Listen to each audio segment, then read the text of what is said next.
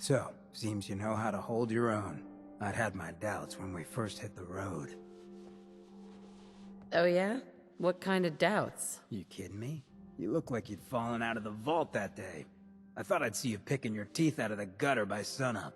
It's just real rare these days. Find someone who's not willing to take things the way they're handed to them. Too many good folks not willing to get their hands dirty. And too many assholes taking advantage of it.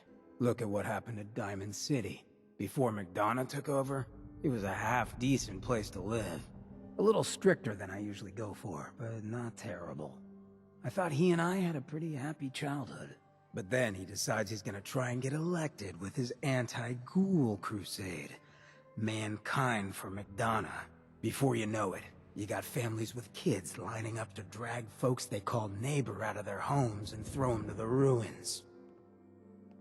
You and McDonough knew each other as kids? Oh yeah. Guy's my brother. Grew up together in a little shack on the waterfront.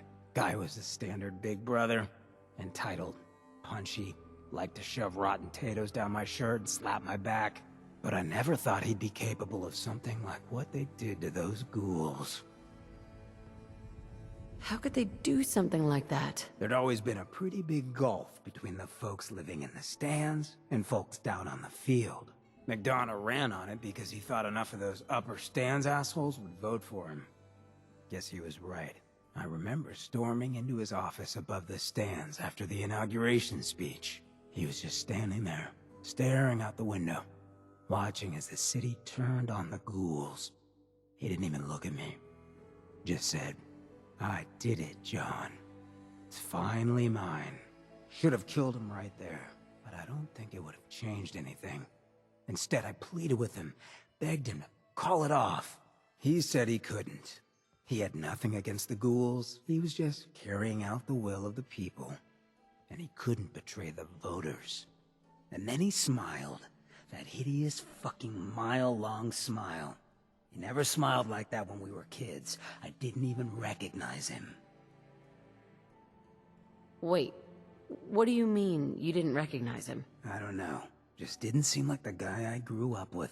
When I'd first heard the rumors he'd been swapped for a synth, thinking back on that night, I thought it made a lot of sense.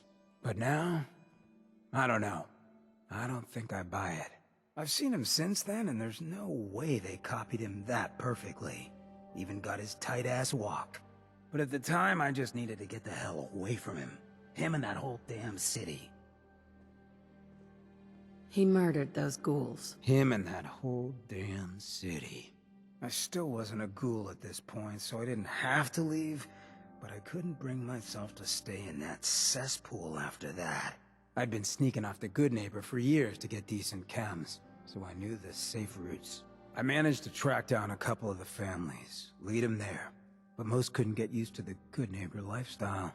I brought them food for a couple of weeks, but after a while, they just disappeared. Folks in Diamond City signed their death warrants, and all the good people were willing to just sit by and watch. I felt like I was the only one who saw how screwed up things truly were, who couldn't just pretend things were fine. Still feel that way. Or I did. Until I met you.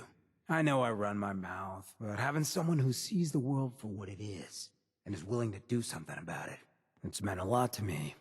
I feel damn lucky to have you as a friend. And that's what we are? Friends? Well, now that you mention it, I have been having slightly more impure thoughts than usual. Maybe we'll get to, act on those. But I guess we should probably head out, huh? After you.